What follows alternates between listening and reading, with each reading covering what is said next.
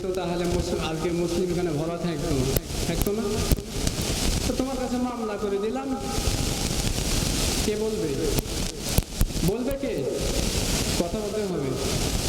রাসূল বলবেন। সে কথা কে বলেছে? আল্লাহ রাব্বুল আলামিন বলছেন সূরা ফুরকানের 30 নম্বর আয়াত। খেয়াল রাখছেন? যারা আশেপাশে এখনো ঘোরাফেরা করতেছেন, কোরআনকে গুরুত্বহীন মনে করতেছেন, যারা গুরুত্ব দিচ্ছেন না, একটু খেয়াল করেন কোরআনের আয়াতের দিকে। সূরা ফুরকান 30 নম্বর আয়াত। আপনার বিরুদ্ধে রাসূল সেদিন মামলা করবেন। সেই মামলার মোকাবেলা করার জন্য প্রস্তুত আছেন সবাই? আপনারা পারবেন টিকে থাকতে? হ্যাঁ, ইনশাআল্লাহ চেষ্টা করতেছে যে কোরআনের রাসূলের বিরুদ্ধে যে মামলা, তার মোকাবেলা করবে। পারবেন না। শুধু কি রাসূলের মামলা করবেন? যারা গুরুত্ব দিচ্ছেন না কোরআনকে, আজকে কোরআনের মাহফিল না, অন্য অনুষ্ঠান হলে তো ঠিকই আপনি উপস্থিত হতেন, কেন আপনি পারলেন না? সেদিন রাসূল মামলা করবে, শুধু রাসূল না, কোরআনও মামলা করবে। কোরআন কি বলবে? আল্লাহ রাসূল বলতেছেন যে ইয়াকুলুল কোরআন, সেদিন কোরআন বলবে ইয়া রাব্বাল আলামিন, হে আমার প্রতিপালক, ইন্না আবদাকা হাযা ইত্তিখাযানি মাহজুরা। হে আল্লাহ রাব্বুল আলামিন, এরা হচ্ছে আপনার সেই বান্দা যা আমি হচ্ছে আপনার কালাম, তারা দুনিয়ার সমস্ত জিনিসকে গুরুত্ব দিয়ে আমাকে পেছনে ফেলে রেখেছিল। ফাহাকুম বাইনি ওয়া বাইনাহুম, আজকে তার এবং আমার মধ্যে বিচার ফয়সালা করে দেন। কে বলবেন? কোরআন বলবে।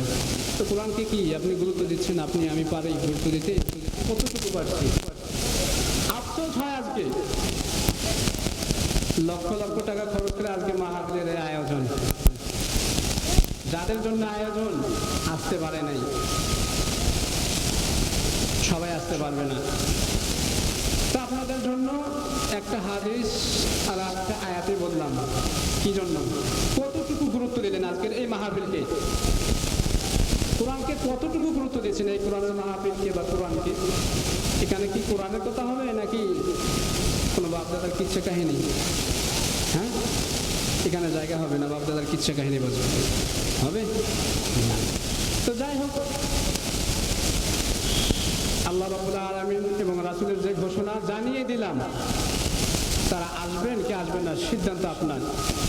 আসবেন না, কোরআন এবং রাসূলের মামলা খেয়ে আছেন বসে, কোনো কিচ্ছু করা থাকবে না আপনার আমার। কি করবেন? তো আলোচনার সামনে দেখে যাচ্ছি, সময় কম। আলোচনা শুরু করার আগে আমি দুটো আয়াত বলবো, কারণ আসছেন খুব কষ্ট করে আসছেন না? কষ্ট করে আসছেন, বসছেন কি জন্য? শোনার জন্য নাকি? না, আসলে তো ওদের মতোই করতেন যারা ঘোরাফেরা করে এখন। তো আসলেন উদ্দেশ্য শোনার জন্য নাকি? দুই একটা কথা শুনবেন তো নাকি? শোনার জন্য আসার পর যদি আপনি না শোনেন, বলেন তো কেমন লাগে? আর আমি যেহেতু এখানে এই চেয়ারটায় বসছি, বলার জন্য নাকি শোনার জন্য? বলার জন্য। এখন না বলে যদি বসে থাকি, বলেন তো কি হবে? বলেন অবস্থান আমার কোন পর্যায়ে যাবে তখন? যদি এখানে আসি শুধু চুপ থাকি, বলেন কোন পর্যায়ে যাবে? তো যারা শুনতে আসছেন বা বসছেন, তাদের জন্য কি বলছে একটু শোনা দরকার না? আল্লাহ রাব্বুল আলামিন বলেন যে ওয়াইদা কুরিয়াল কোরআন, যখন আপনাদের সামনে, হে মানব সকল, আপনাদের সামনে যখন কোরআন তিলাওয়াত করা হবে, ওয়াইদা কুরিয়াল কোরআন ফাসতামিউ লাহু ওয়া আনসিতু লাআল্লাকুম তুরহামুন, তোমরা তখন মনোযোগ দিয়ে শোনো এবং চুপ থাকো। আদেশ কার? আল্লাহ রাব্বুল আলামিন। এখন কি করতে হবে? আল্লাহর আদেশ মানা কি? আল্লাহর আদেশ মানা কি? করো। তো আসলেন, বসছেন, আমল নামায় নেক জমা করে বাড়িতে চলে যাবেন। এখন আসছেন, বসছেন, কিন্তু শোনেন নাই, মনোযোগ দিয়ে শুনতে পারেন নাই, চুপও থাকতে পারেন নাই। বলেন আমল নামায় কতটুকু নেক জমা হবে? আপনি ফরজ বিধান লঙ্ঘন করে ফেলছেন, যার বিনিময়ে কবিরা গুনাহ হবে। কারণ এটা এমন এক জায়গায়, এখানে বসে থাকবেন, মন থাকবে এক জায়গায়, দেহ থাকবে এক জায়গায়, কোরআনের সাথে চরম বেয়াদ হবে। সত্যি কথা এটাই। সূরা আরাফের 204 নম্বর আয়াত আল্লাহ এভাবে বলছে, যখন কোরআন তেলাওয়াত হয় তখন তোমরা চুপ থাকো এবং মনোযোগ দিয়ে শোনো। তো আপনারা পারবেন মনোযোগ দিয়ে শুনতে। সামান্য হয়তো কিছু সামান্য কথা বলবো, বেশি সময় নাই আমার। বসার শুরুতেই আমার কাছে কাগজ ছেড়ে দেওয়া হয়েছে, অল্প সময় দু একটা কথা শুনতে রাজি আছেন? মনোযোগ দিতে পারবেন কে কে একটু হাতে? আলহামদুলিল্লাহ। তো মনোযোগ তৈরি করার জন্য মনে হয় আর সামনে আবদ্ধ হয় আয়াত বলতে হবে। তো সংক্ষিপ্ত আলোচনা যেহেতু, তাহলে আর বললাম না। মনোযোগ তৈরি করার জন্য একটা আয়াত বললাম, যদি এদিক সেদিক বিশৃঙ্খলা দেখি তাহলে আর একটা আয়াত বলে দেবো। সেই আয়াত শুনলে কিন্তু আপনাদের সকলের মন খারাপ হয়ে যাবে। তো অতএব মন খারাপ হওয়ার আগে একটু পরিবেশটা ঠিক করবেন। তো আপনাদের সামনে শুরুতে যে আয়াত তিলাওয়াত করেছি, সূরা তাহা, কোরআনুল কারীমের 20 নম্বর সূরা, 132 নম্বর আয়াত তিলাওয়াত করছি। উদ্দেশ্য ছিল একটা ভিন্ন আলোচনা করার, কিন্তু এখানে আসার পর আমাকে একটা সাবজেক্ট দিতে বিষয় দিয়েছেন। বিষয়টা হচ্ছে সালাত, অর্থাৎ নামাজ। নামাজ চিনি, বুঝি তো সবাই নাকি? হ্যাঁ, তো নামাজ বিষয় হয়তো সামান্য কিছু আপনাদের সাথে কথা বলবো। তো যে আয়াত তিলাওয়াত করছি, সে আয়াতে আল্লাহ রাব্বুল আলামিন রাসূল সাল্লাল্লাহু আলাইহি ওয়াসাল্লাম বলতেছেন, রাসূল সাল্লাল্লাহু আলাইহি ওয়াসাল্লাম কি বলতেছেন? ওয়া'মুর আহলাকা বিস-সালাতি ওয়াসতাবির আলাইহা। হে রাসূল, আপনি আপনার পরিবারের লোকদেরকে নামাজের আদেশ করুন এবং নিজেও এর ওপর অবিচল থাকুন। কাকে বলছেন? রাসূলকে আল্লাহ বলতেছেন। অনেক শুধু রাসূলকে বলছেন, ওটা মানে আমাদের জন্য প্রয়োজন লাগে না। কতটুকু প্রয়োজন আল্লাহ রাসূল সাল্লাল্লাহু আলাইহি ওয়াসাল্লাম বলেন, একটু গভীর মনোযোগ। আল্লাহ রাসূল সাল্লাল্লাহু আলাইহি ওয়াসাল্লাম বলেন, ইন্না আউওয়ালা মা ইউহাসাবু বিহিল আবদু ইয়াওমাল কিয়ামাতি মিন আমালি সালাহ فإن صلحت فقد أفلح وإن جاها فقد خاب وخسر। রাসূলুল্লাহ সাল্লাল্লাহু আলাইহি ওয়াসাল্লাম বলেন, নিশ্চয়ই কিয়ামতের দিন সর্বপ্রথম বান্দার আমল পর্যায়ের হিসাব হবে নামাজে। فإن صلحت فقد أفلح, যার নামাজ টিকবে তার সমস্ত আমল টিকে যাবে। وإن صلحت فقد خاب وخسر, যার নামাজ টিকবে না সে বড় ক্ষতিগ্রস্ত, জাহান্নামে যাবে। কে যাবে? মানুষ কই যাবে? জাহান্নামে। যার নামাজ টিকবে তার সমস্ত আমল টিকবে, যার নামাজ টিকবে না আমল বাতিল হয়ে যাবে। ফালা নুকিমু লাহুম ইয়াওমাল কিয়ামাতি ওয়াজনা, মিজানের পাল্লায় আমলনামা ওজন করা হয় না। সালাতকে আমরা গুরুত্ব দিতে পারি নাই। কতটুকু গুরুত্বপূর্ণ ইবাদত বলে আল্লাহ রাসূল সাল্লাল্লাহু আলাইহি ওয়াসাল্লাম বলেন যে তোমাদের সন্তানের বয়স যখন 7 বছর হয়, মুরহুম বিস-সালাতি লিসাবঈন, তোমার সন্তানের বয়স যখন 7 বছর হয় তখন তাকে সালাতের আদেশ করো।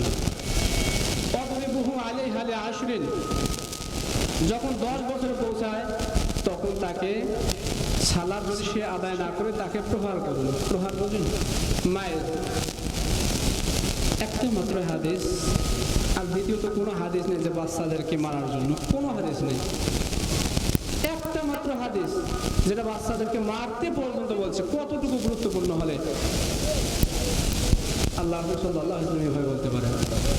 একটা বার চিন্তা করেন, কতটুকু গুরুত্বপূর্ণ হলে এভাবে মারতে বলে। আজকে আমার আপনার বাবা সন্তানকে এভাবে মারতে পারে নাই নামাজের জন্য, পেরেছে? পারেনি। বরঞ্চ কিয়ামতের দিন আপনি বলতে পারবেন না যে আমার সন্তান নামাজ পড়তে চায় নাই আর আমি জোর করি নাই। কিয়ামতের দিন আপনাকে জিজ্ঞাসা করা হবে আপনার সন্তান কেন নামাজ পড়েন নাই, আপনি বলতে পারবেন না, কারণ আপনাকে দায়িত্ব দেওয়া হয়েছে। আল্লাহ রাসূল সাল্লাল্লাহু আলাইহি ওয়াসাল্লাম বলেন, কুল্লুকুম রাঈন ওয়া কুল্লুকুম মাসউলুন, যে প্রত্যেকটা মানুষকে আল্লাহ দায়িত্ব দিয়ে পৃথিবীতে পাঠিয়েছেন। কি দিয়ে?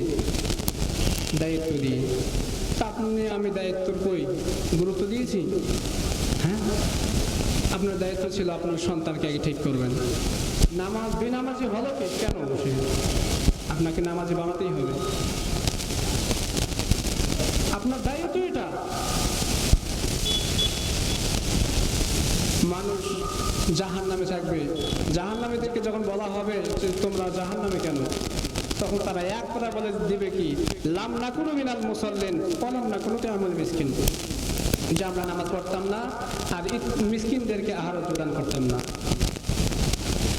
তো যেই কারণে মানুষ জাহান্নামে থাকবে, সেই কাজটা আপনার আমার দ্বারা হচ্ছে না। যদি মনে না হয় তাহলে মসজিদ ঘরে গিয়ে দেখবেন কি অবস্থা, কতজন মুসল্লি। আপনি আমি ওই জায়গায় দুর্বল। মানুষ কোন জায়গায় দুর্বল, এই জন্য আল্লাহ আগেই বলে দিয়েছে যে মানুষ জাহান্নামে থাকবে নামাজের কারণে, কারণ মানুষ নামাজের একেবারে দুর্বল। তা আপনি আমি এই আজকের এই আয়োজন যে হয়েছে কি জন্য, জাহান্নাম থেকে সবকিছুর মূলে হচ্ছে কি, বান্দা যেন জাহান্নাম থেকে বাঁচতে পারে, সঠিক পথটা বেছে নিতে পারে, এর জন্য আজকের এই আয়োজন, নাকি এই জন্য না? তাহলে যে কারণে জাহান্নামে থাকবো সেটা তো আমার জন্য হচ্ছে না। আমি তো বেনামাজি, লাম নাকুনু মিনাল মুসাল্লিন, এক কথা জাহান্নামীরা বলে দেবে যে আমরা নামাজি ছিলাম না।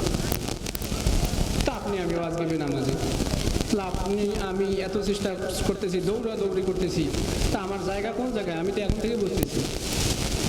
মালিকের কাজ না করলে দিন শেষে দিন মজুরি আপনি পাবেন না। কাজ করি নাই, মজুরি বন্ধ। তো আপনার আমার এখন সিদ্ধান্ত নিতে হবে, জাহান্নাম থেকে কি বাঁচতে চাচ্ছি না। বাঁচবেন আপনারা? বাঁচতে হলে তো আপনাকে নামাজ পড়তে হবে, কারণ সর্বপ্রথমে হিসাব হবে আপনার আমার নামাজ দিয়ে। তো প্রথমে যদি আমি ফেল করি, প্রথমে যখন খেলোয়াড়রা খেলা খেলে লাল কার্ড যদি প্রথমে দেখায়, দ্বিতীয়ত খেলার আর সুযোগ হয়, হ্যাঁ, তো প্রথমেই যদি আমি লাল কার্ড খাই, নামাজ নাই, প্রথমেই আউট, কেমন হবে? হলুদ কার্ড যদিও হয় তাহলেও কি কিছু সময় খেলানো যায়, তাই না? তো নামাজটা ঠিক থাকার পর যদি সামনে কিছু আমল যদি দুর্বল, আল্লাহ বলবে যে বান্দা থেকে অন্য কোনো আমল কিনা তাকে ক্ষমা করা যায় কিনা। আল্লাহ তো ক্ষমা করার জন্য তার নাম রাখছে গফফার। আপনাকে সৃষ্টির সেরা মাখলুকাত, তো কি জন্য? ক্ষমা করার জন্য। তা আমরা ক্ষমাও নিতে পারি না, পারি? কিভাবে নেব? কি দিয়ে, কোন আমল দিয়ে আপনি ক্ষমা নেব? পারি না। আপনার আমার যে দায়িত্ব দেয়, দায়িত্ব পালন করতে পারেন। নিজেও এখন নামাজ পড়ি না, অন্যেও আমার সন্তান, আমার পরিবার যা আছে ওদেরকেও আমি আদেশ করতে পারি। আপনি কি হিসাব দেবেন সেদিন? আল্লাহ রাসূল সাল্লাল্লাহু আলাইহি ওয়াসাল্লাম যদি কোনো মানুষকে দায়িত্ব দেওয়া হয়, সে হাদিসটা হচ্ছে রাইয়াতান ইয়ামুতু ইয়াওমা ইয়ামুতু ওয়া হুয়া গাশুন লিরাইয়াতিন ইল্লা হারামাল্লাহু আলাইহিল জান্নাহ। কোনো মানুষকে অন্য কোনো মানুষের যদি দায়িত্ব দেওয়া হয় আর সেই দায়িত্ব যদি পালন না করে, সে ইয়ামুতু ইয়াওমা ইয়ামুতু, মৃত্যুর নির্ধারিত দিনে সে মারা যায়। আল্লাহ রাসূল বলেন যে ইল্লা হারামাল্লাহু আলাইহিল জান্নাহ, দায়িত্ব পালন না করার কারণে সে জাহান্নামে থাকবে। নাউযুবিল্লাহ। তা আপনাকে তো সৃষ্টি করতে দায়িত্ব দিয়ে ওই দায়িত্ব পালন করতে পেরেছেন, কি করবেন আপনি? স্পষ্ট কথা আল্লাহ রাসূল বলে দিয়ে গেছেন।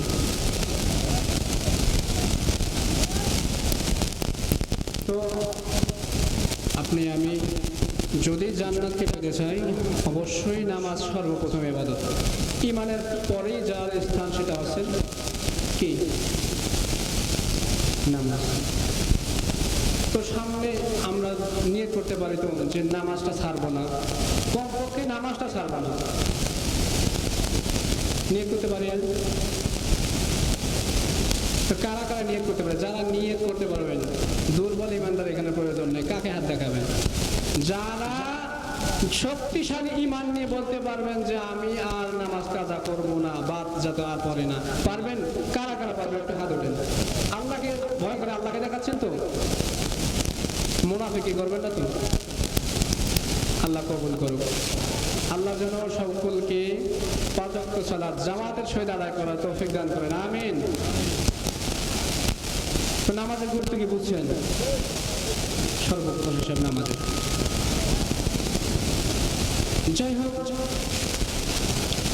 আজকের এই কোরআন মাহফিল তো মানুষকে একটা কোনো না কোনো উদ্দেশ্যে কিন্তু আল্লাহ রাব্বুল আলামিন সৃষ্টি করেন নাই? তো এই নামাজের আগেও আরো কিছু ইবাদত আছে যেটা আল্লাহর কাছে একেবারে গুরুত্বপূর্ণ। আল্লাহ রাব্বুল আলামিন যখন আপনাকে আমাকে সৃষ্টি করেন তখন ফেরেশতাদেরকে বলছিলেন